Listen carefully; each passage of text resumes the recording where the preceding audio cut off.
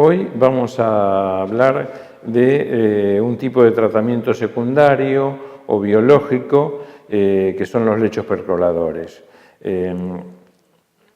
Este es un tipo de sistema de lo que se denomina lecho fijo, es decir, a diferencia de los barros activados, que son también un proceso de tratamiento biológico o secundario, los lechos percoladores, los microorganismos crecen sobre un relleno, es decir, están fijos en un lugar y no en suspensión en el reactor, como es el caso de los barros activados. Hay varios sistemas de remoción biológica de la materia orgánica. Los barros activados son unos, los lechos percoladores son otros.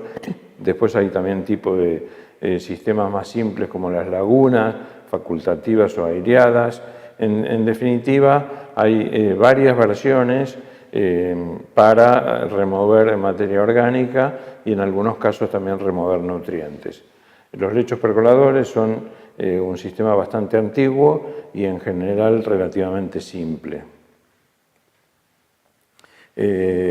Como mencionaba recién, si se los compara con el sistema de barros activados, este último es un sistema algo más moderno, si bien lleva ya muchos años en funcionamiento, y que, a diferencia de los lechos percoladores, los microorganismos que están formando FLOC están en suspensión en el líquido del reactor. En el caso del lecho percolador está en el reactor, pero sobre un relleno, es decir, está fijo en la estructura del reactor. ¿Cuáles son las ventajas de los lechos percoladores? Bueno, la principal es la simplicidad de la construcción y el bajo costo operativo. Dado que el funcionamiento es en general sencillo y si está bien diseñado, el consumo de energía es bajo.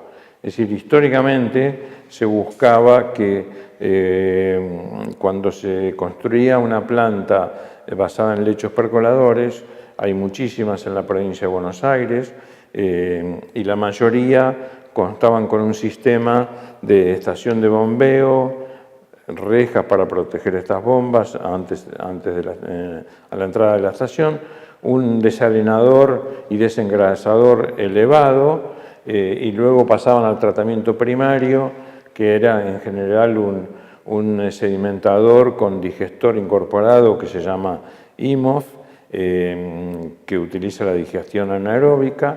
Todo esto elevado y por gravedad pasaba al lecho percolador y del lecho percolador al sedimentador secundario y por último a la desinfección con cloro o con hipoclorito. Es decir, que este sistema lo que hacía en todas estas plantas era las bombas elevaban el líquido crudo hasta la estación de hasta el desalinador y desengrasador y luego todo por gravedad salía de la planta, ya con el líquido del efluente tratado.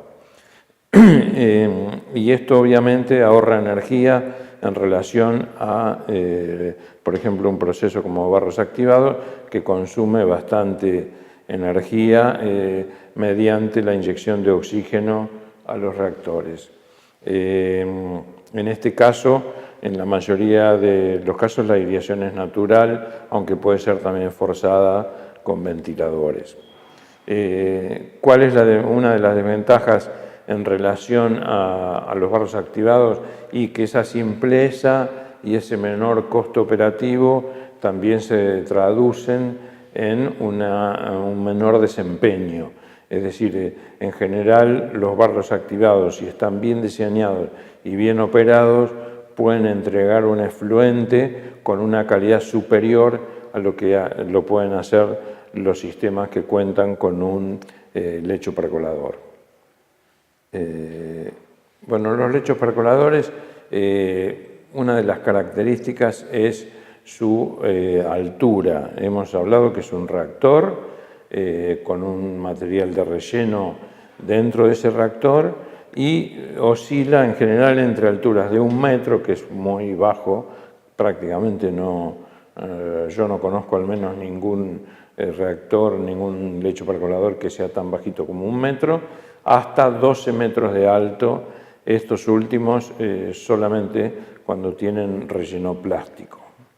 El diámetro de los lechos percoladores puede alcanzar hasta los 60 metros, o sea, hay plantas en la Argentina, yo creo que en la ciudad de Córdoba, en la ciudad de Salta, y bueno, en Ezeiza me parece que hay una planta que no sé si aún sigue con lechos percoladores, pero que eran lechos percoladores bastante grandes.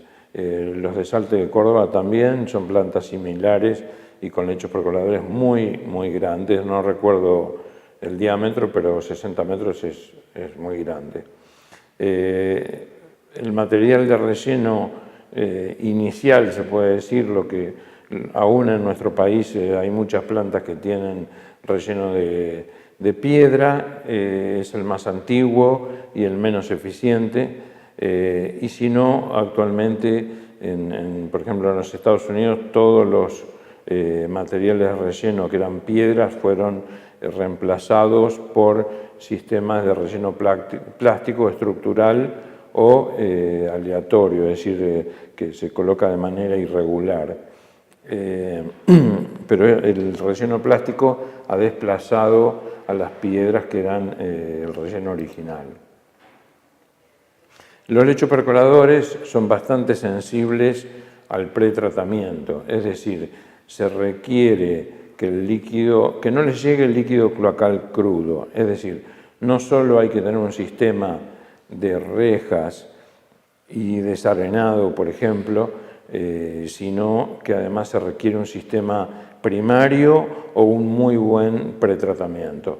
Los sedimentadores con digestorismo son un sistema primario que por sedimentación se retiran los sólidos más grandes y a su vez los flotantes también son recogidos por un barredor de superficie. En muchas plantas que no cuentan con un sedimentador primario, se utilizan un tipo de tamices que pueden ser estáticos o rotativos que retienen los sólidos grandes, porque si estos sólidos grandes, como vamos a ver después, pasan al sistema del lecho percolador, tapan los brazos y tapan los espacios o bloquean los espacios dentro del relleno o entre las piedras y tiene como consecuencia que el sistema deja de funcionar satisfactoriamente. O sea, el pretratamiento o el tratamiento primario son claves en un sistema de lechos percoladores. Y el más común en la provincia de Buenos Aires, en las plantas más antiguas, es, como dije, un sistema que cuenta con estación de bombeo con rejas para proteger las bombas, desarenado, desengrasado, sedimentador primario con digestor incorporado, y son los famosos IMOF, que son bastante profundos, de hormigón, y remueven parte de la materia orgánica y dejan también el barro primario ya digerido y puede ser dispuesto en playas de secado para su estabilización final. Y si no, hay muchas plantas que cuentan, un poco más modernas, que cuentan con un sistema de tamices, como mencioné, tanto rotativos como estáticos, que protegen al lecho percolador. Y a su vez, esas plantas en general son construidas con reactores un poco más altos y que cuentan con relleno plástico y no piedras. Los lechos percoladores están compuestos principalmente por 3 elementos. Uno es el material de relleno, el segundo es el sistema de drenaje inferior y el tercero es el sistema de distribución de líquido cloacal de entrada. Esto es el lecho percolador en sí. El relleno suele ser, como mencioné antes, o de piedras o de relleno plástico. En general, los brazos distribuidores tienen agujeros y pantallas deflectoras, a veces son de 2 brazos, a veces son de 4 brazos, es más común que haya 4 brazos. Estos brazos pueden ser redondos, o sea, una cañería una cañería normal, o cuadrados. En Estados Unidos es bastante común que son cuadrados. Estas plantas de Córdoba y Salta entiendo que tienen brazos cuadrados. Y en la mayoría de los lechos percoladores la aireación ocurre naturalmente desde la parte de abajo. Cuentan, como dije anteriormente, con un brazo giratorio que es el que distribuye el líquido de entrada. O sea, el líquido crudo ingresa por el centro del lecho percolador, se dirige a los 4 brazos y como tienen pantallas deflectoras, el efecto de la circulación hidráulica hace que los brazos se empiezan a mover y distribuyen el líquido sobre el relleno. Esto implica que si hay mayor caudal, la velocidad de rotación es mayor. Entonces eso se puede regular de distintas maneras que lo vamos a ver después. Es posible controlar la velocidad de rotación.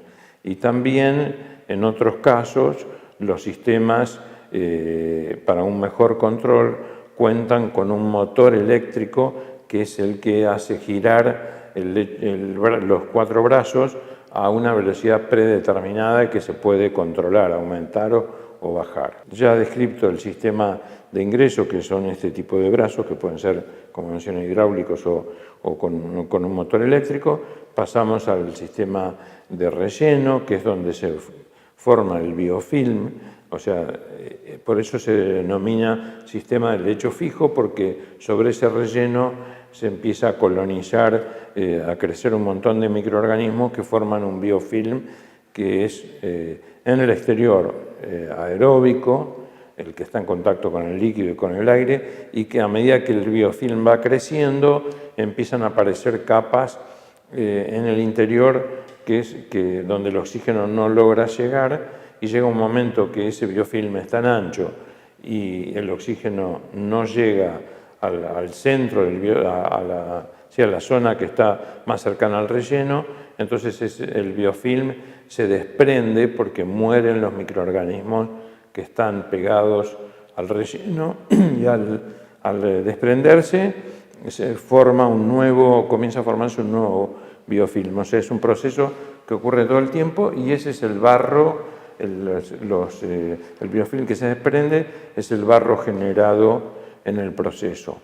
En general, los lechos percoladores tienen una formación de barro menor a la de barros activados, y a su vez son barros algo más difícil de deshidratar, pero bastante menor cantidad.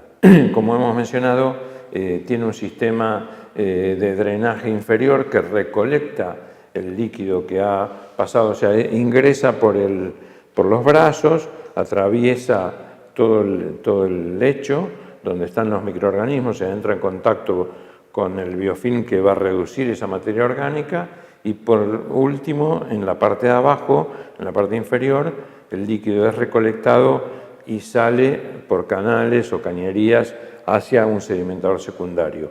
A su vez, en la parte de abajo se deja un espacio y aberturas como para que el aire ingresa en contracorriente al líquido que está descendiendo. O sea, el aire asciende por el lecho percolador. En algunos casos, cuando la carga orgánica es muy alta o la carga hidráulica es muy alta, se utiliza ventilación forzada, o sea, grandes ventiladores que introducen aire en el sistema desde abajo hacia arriba, o sea, flujo ascendente, para lograr una mejor aireación. Esto es en caso de que sean lechos percoladores bastante altos y a su vez con una alta carga hidráulica y orgánica. Los tipos de rellenos, como he mencionado antes, pueden ser de piedra, que son los más tradicionales. Se buscan piedras que no sean redondas, pero por lo menos tengan superficie más o menos lisa y tienen que tener un cierto tamaño. Y sobre eso se forma este biofilm y se puede observar desde la superficie, y se requiere ver un color verdoso, o sea que si sobre las piedras no se observa un biofilm bastante notorio, hay algún problema en cuanto a la velocidad de rotación o algo que impide que se forme este biofilm. Y si no, se utilizan rellenos plásticos que pueden ser, como mencioné antes, estructural, es decir, son paneles que son colocados sobre el lecho, se ubican de manera simétrica, y si no, hay rellenos plásticos más pequeños que directamente se vuelcan sobre el lecho percolador, vienen en bolsas y se acomodan de manera natural y el líquido pasa a través de ellos. Existen ambos sistemas. El material del relleno, que es donde se deposita el biofilm y ocurre la degradación de la materia orgánica, debe ser primero durable, resistente y limpio, es decir, no debe ser destruido por el líquido cloacal, digamos. Si no, el sistema dejaría de funcionar muy rápido. También no puede ser soluble en agua porque el líquido cloacal, como sabemos, es mayoritariamente agua. Y tampoco debe ser un tipo de relleno que se compacte y que después impida el paso del líquido y de la materia orgánica y el desprendimiento del biofilm. Además, es muy importante que este relleno tenga una importante área superficial, porque recordemos que es sobre la superficie del relleno que se genera el biofilm. La parte interna del relleno, si es una piedra, el biofilm solo se deposita sobre la superficie de la piedra. En su interior no hay ni microorganismos, ni intercambio y ni reducción de materia orgánica. Entonces, la superficie, el área superficial en relación al volumen es clave en un sistema de lechos percoladores. Y además el relleno debe permitir la circulación de aire, porque esto, si bien hay bacterias, como vamos a ver después, aeróbicas, facultativas y anaeróbicas también, la mayoría es aeróbica la que realiza el trabajo, y las facultativas también.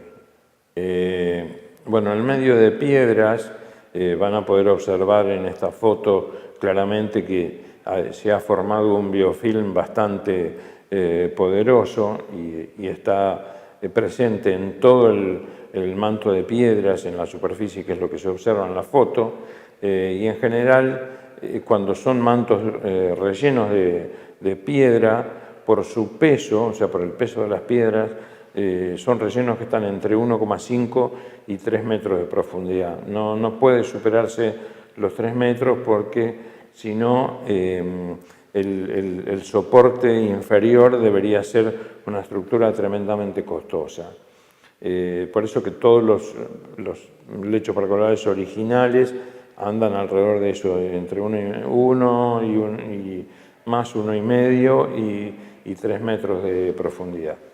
Cada piedra en general, no es que hay un solo tipo de piedra, pero lo más recomendable es que tenga entre 8 y 13 centímetros de diámetro o por lo menos de largo, y debe ser lo más redonda posible.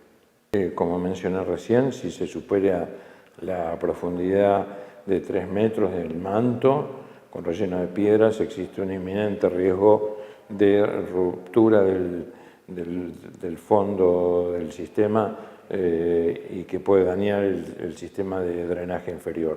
Por lo cual nadie construye lechos percoladores con relleno de piedra superior a 3 metros de profundidad. Los módulos plásticos, el más común es de un tipo flujo transversal y es el más utilizado actualmente. Este relleno es similar a lo que se conoce como seditubos en el tratamiento de agua. Es un tipo de relleno que logra que el flujo sea cruzado, es decir, el líquido en su camino recorre una trayectoria bastante larga y obviamente las paredes de este relleno son muy finas y por lo tanto la superficie en relación al volumen es muy superior al de las piedras. Por eso que es posible, cambiando el relleno de piedras a relleno plástico, aumentar la capacidad de tratamiento del lecho sin cambiar el diámetro del lecho o mejorar la calidad del producto del líquido del efluente de salida. En esta siguiente diapositiva se puede observar un lecho percolador con el relleno plástico estructural, donde se observa que el brazo distribuidor está enviando líquido de manera pareja a todo el sistema. Es muy importante la equirrepartición del líquido por sobre el manto. Y todo el manto, o sea, todo el relleno, debe estar húmedo todo el tiempo, porque si no los microorganismos se mueren. O sea, si no tienen comida, se secan y se desprenden y se mueren. ¿Cuáles son las ventajas del relleno plástico en relación al de piedra? Bueno, como dije anteriormente, tienen mucha más área superficial por unidad de volumen, tienen más espacios libres por unidad de volumen, lo que ayuda además a la recirculación de aire, es decir, puede circular mayor cantidad de aire por el relleno de un mismo volumen, lo que implica una mejor degradación de la materia orgánica, ya que el biofilm, su capa exterior es completamente aeróbica y requiere de oxígeno. Cuanto más oxígeno puede estar presente, más cantidad de materia orgánica puede ser degradada. Y a su vez, como los pasos que tiene para el líquido son mejores que de las piedras, que solo puede pasar entre las piedras, el tiempo de retención para una misma altura de manto es superior y por lo tanto los microorganismos presentes en el biofilm pueden llegar a reducir la materia orgánica mejor porque están más tiempo en contacto con ella. Y otra de las ventajas es que a su vez pueden recibir una mayor carga hidráulica, es decir, mayor cantidad de metros cúbicos por unidad de volumen y mayor carga orgánica, o sea, mayor cantidad de kilogramos de DBO por unidad de volumen, lo que implica directamente un aumento de la capacidad solo cambiando el relleno. Y a su vez tiene una mejor resistencia química al efluente cloacal. Es decir, el relleno plástico es bastante inerte a todo tipo de líquidos.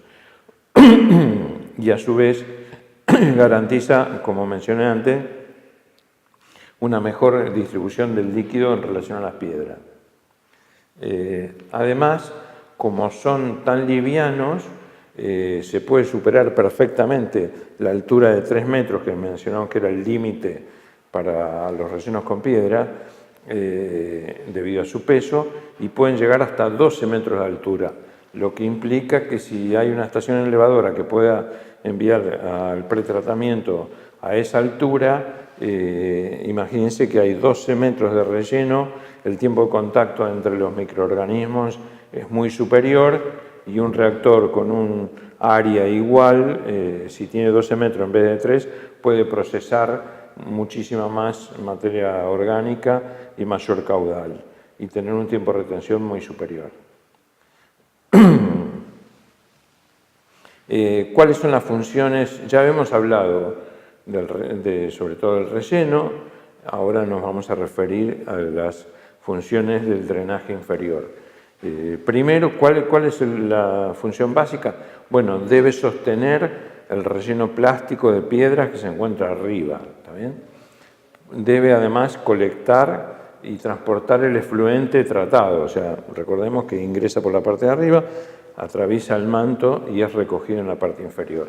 Y además debe tener tal diseño que permita el ingreso de aire a contracorriente del líquido, es decir, el aire ingresa por abajo y sale por arriba y el líquido hace el proceso inverso. Ahora nos vamos a referir al sistema de distribución del líquido cloacal de entrada. Hay distintas formas de distribuir el líquido sobre el lecho, ya lo he mencionado, el más común se basa en brazos giratorios, que pueden ser 2 brazos o 4, que distribuyen el líquido equitativamente sobre todo el lecho. Cada brazo tiene orificios de salida para el líquido y placas deflectoras que ayudan al efecto hidráulico de que si el líquido sale hacia la izquierda, el brazo va, por la fuerza hidráulica, va a intentar moverse hacia la derecha, o sea, girar en el sentido inverso al que sale el líquido. Bueno, el sistema, la función del sistema de distribución del líquido de entrada crudo es, primero, distribuirlo de manera uniforme sobre todo el manto. Después, evitar que haya zonas secas sobre el manto, es decir, que estén todas siempre húmedas para que haya alimento para los microorganismos. Y el líquido, como ya lo mencioné también, debe ser libre de sólidos grandes, primero para que no se tapen los orificios, y aún destapando los orificios, si yo he visto plantas con relleno de piedra, que los sólidos que ingresan por un pretratamiento deficiente, a veces pasan los orificios, que son grandes, pero se depositan entre las piedras y después de pasado un tiempo impiden el traspaso del líquido hacia abajo y se empiezan a formar lagunas en la superficie de las piedras, lo que hace que todos los microorganismos están bajo agua y mueren, o sea, dejan de trabajar. Por lo tanto, el pretratamiento es clave. Porque impide la circulación del líquido y mata a los microorganismos también. Es muy importante que haya un control por parte de los operadores de este sistema de distribución de entrada, mantener siempre los orificios libres de bloqueos y observar que tanto la velocidad de rotación es la adecuada, o sea que debe ser lenta en general, y a su vez que se apareja en todo el manto. A veces se utilizan orificios a través de un caño en la parte exterior de los brazos, y esto es para humedecer con líquido cloacal crudo las paredes, porque si no existe el riesgo de que crezcan moscas y que ponen huevos en las paredes que están secas. Entonces se las trata de hidratar muchas veces mediante un flujo que sale en la punta de los brazos, digamos. También es muy importante controlar que todos tengan las placas deflectoras. Hay muchos sistemas de brazos que permiten invertir el sentido, o sea, la orientación de las placas reflectoras y los orificios. O sea, se puede tener la mitad de los orificios y las placas deflectoras de un lado de la cañería y la otra mitad del otro, lo que hace que, si fuese así, la velocidad del brazo sería 0. Entonces, en la medida que uno retire placas deflectoras y tape los agujeros de un lado y los ponga del otro, disminuye la velocidad general del sistema, o sea, hace que se pueda distribuir más lentamente el líquido y no... Porque ¿cuál es el problema? Si la velocidad es muy alta, el chorro de agua que cae sobre las piedras lava el biofilm y no lo deja nunca crecer. Por lo tanto, nunca se ve, como se vieron en las diapositivas anteriores, un manto con un buen relleno biológico, un buen biofilm, que es una buena indicación de que el sistema está trabajando bien, además de observarlo en el efluente límpido, ¿no? Y los tensores de los brazos también deben ser regulados de manera periódica, porque si los brazos tienen tensores desde el centro hasta las puntas, si no están los brazos equilibrados, se tuercen y va más líquido a una zona que a la otra. Entonces es fundamental mantener en el correr del tiempo brazos que estén equilibrados. Como mencioné antes, hay algunos brazos que son cuadrados y tienen un orificio de salida bastante importante. Eso se usa para caudales grandes en general. Es un buen sistema. Y si no, son cañerías circulares, que es más común en nuestra provincia, que van rotando y distribuyen el efluente crudo sobre todo el manto. Los lechos percoladores también pueden ser clasificados según su carga hidráulica y orgánica.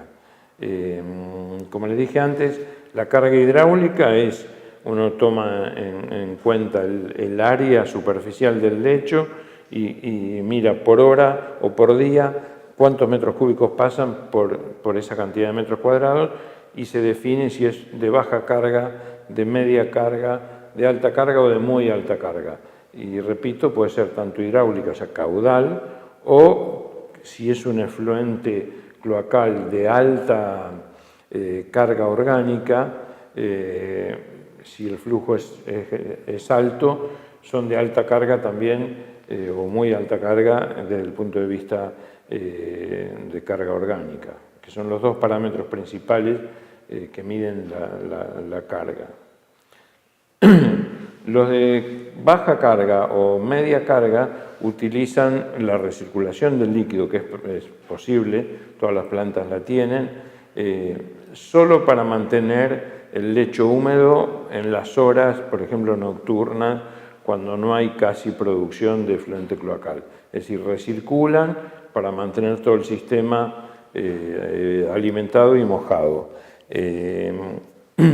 Y estos de baja carga y media pueden lograr en el verano remociones de BO entre 80 y 85%.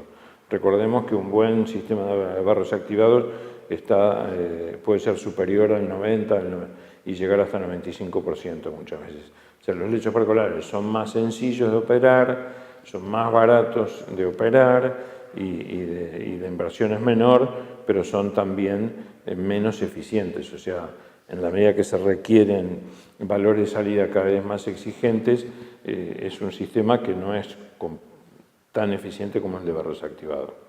En el invierno baja bastante el rendimiento, ¿por qué? Porque son muy sensibles a la temperatura ambiente y del líquido. Y como saben, el líquido cloacal durante el invierno también baja su temperatura.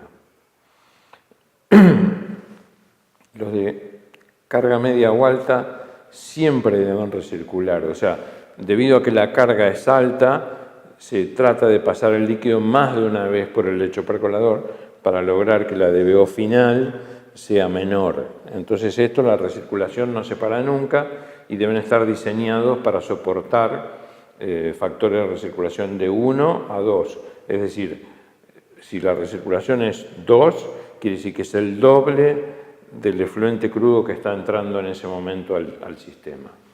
Esto de carga media o alta, su rendimiento es menor y durante el verano pueden alcanzar remociones de entre 65 y 80% de la DBO.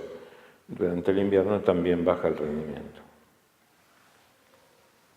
Si comparamos los lechos de alta carga con los de baja carga o carga normal, los de alta carga o media remueven menos DBO, permiten mayores cargas orgánicas e hidráulicas y requieren menos área superficial, o sea, pueden llegar a ser hasta 10 veces menos que los de carga normal.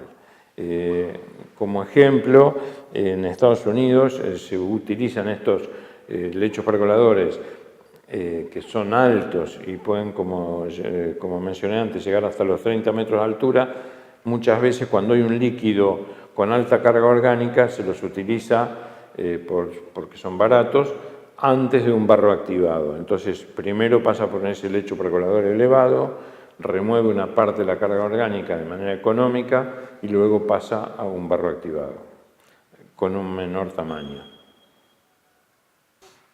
Bueno, en esta diapositiva podemos ver el sistema no completo, pero al menos el lecho percolador en conjunto con el sedimentador, y es importante mencionar que al igual que en los barros activados, el lecho percolador, que es el reactor en este caso donde hay un lecho fijo porque está inmóvil dentro del reactor, tiene que trabajar en conjunto con el sedimentador. ¿Por qué? Porque todo el biofilm que se desprende del lecho percolador va a parar al sedimentador, sedimenta en ese sedimentador y una parte es recirculada hacia el lecho percolador para bajar la carga orgánica aumentando para que pase por el lecho 2 veces, entonces mejora la eficiencia, o para mantener húmedo el sistema, o a su vez para aumentar la cantidad de microorganismos recirculando parte del barro.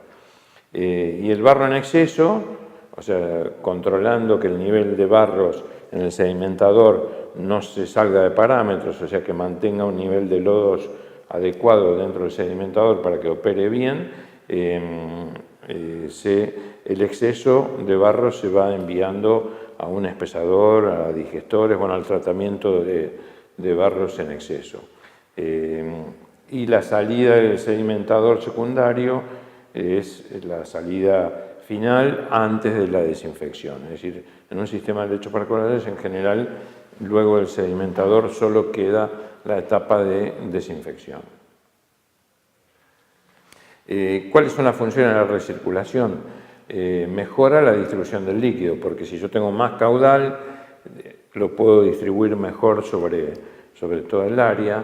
Diluye la carga orgánica de entrada, si, como mencioné hoy, si yo tengo una carga orgánica de 400 miligramos de DBO y yo recirculo una cantidad igual a la entrada, como ya la bajé, me produce una dilución yo recirculo la carga orgánica que ya fue disminuida una vez, por lo tanto el lecho percolador ve un mayor caudal pero con menor carga orgánica. A su vez incrementa la carga hidráulica, es decir, si hay riesgos de que el caudal sea bajo, los brazos empiezan a no circular o a circular demasiado lento y no se distribuye equitativamente, no hay suficiente líquido para que se distribuya sobre todo el lecho, entonces la recirculación aumenta ese líquido, aumenta el movimiento de los brazos y mantiene a todo el manto homogéneamente húmedo, digamos. Y por lo tanto reduce la posibilidad de superficies secas. También ayuda al desprendimiento del exceso de biomasa, o sea, como les expliqué hoy, cuando los biofilms se van aumentando en tamaño, la capa empieza a aumentar y llega un momento que el aire no ingresa a la parte más interna del biofilm, entonces muere y se desprende de la piedra o del relleno plástico. Pero la recirculación, al aumentar el caudal, hace que se pueda desprender más fácil estos mantos biológicos que están muertos ya y se pueda renovar constantemente la biomasa. Evita también la formación de lagunas porque fuerza que el líquido atraviese todo el sistema y mejora la eficiencia del tratamiento porque pasa el líquido más de una vez, digamos. Y puede recargar de microorganismos al lecho, porque estamos recirculando no solo líquido, sino barro también, ¿tá? Sobre todo si la recirculación, que es lo más común, proviene del fondo del sedimentador secundario. El mal funcionamiento del sedimentador secundario, al igual que barros activados, es exactamente igual, afecta sensiblemente la eficiencia del sistema. Es decir, si no controlamos que el manto de lodos no permanezca demasiado dentro del sedimentador, los barros se van a empezar a levantar y no vamos a obtener un efluente clarificado. Se debe controlar el manto de lodos y realizar las purgas correspondientes como para mantenerlo siempre en un mismo nivel. Eso es una tarea importante del operador. También es importante, si están demasiado tiempo los barros, en el sedimentador, en el manto de lodos, al igual que en los barros activados, se puede producir anaerobismo, o sea, los barros se quedan sin oxígeno y empieza a generarse gas metano en el fondo y eleva pedazos de los flocos formados y se van con el efluente, por lo tanto disminuye bastante la calidad del efluente. Obviamente que si tenemos un lecho percolador de media o de alta carga, la producción de barros es mayor porque tenemos más caudal y tenemos más kilos de DBO que atraviesa el lecho por día. Debemos purgar barros más seguido o mayor cantidad que en el caso de baja carga, que se forman menos barros. En la siguiente pues, se puede observar más en detalle cómo entre las piedras se forman estos biofilm que son distribuidos, el líquido es distribuido de la parte superior y van descendiendo por el manto. Ahora también van a ver una foto donde está esquemáticamente mostrado todas las etapas del lecho percolador y cómo funciona, por dónde entra el aire, por dónde sale el efluente y por dónde ingresa.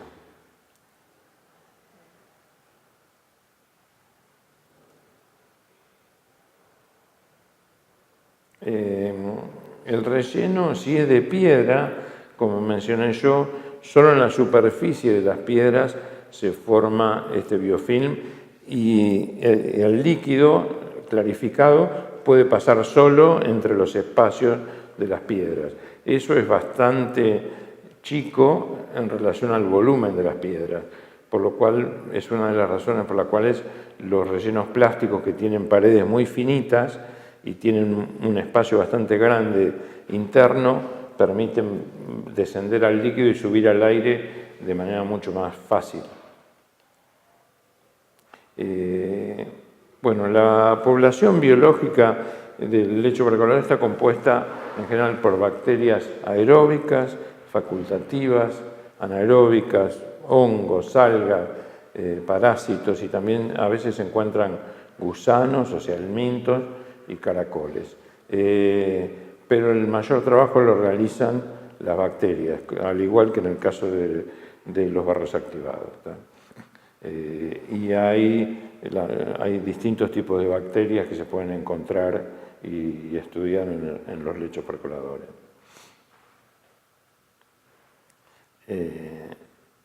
Bueno, con esto daríamos por terminada la primera clase sobre lechos percoladores. En la próxima vamos a hablar de los problemas que pueden tener las plantas con lechos percoladores.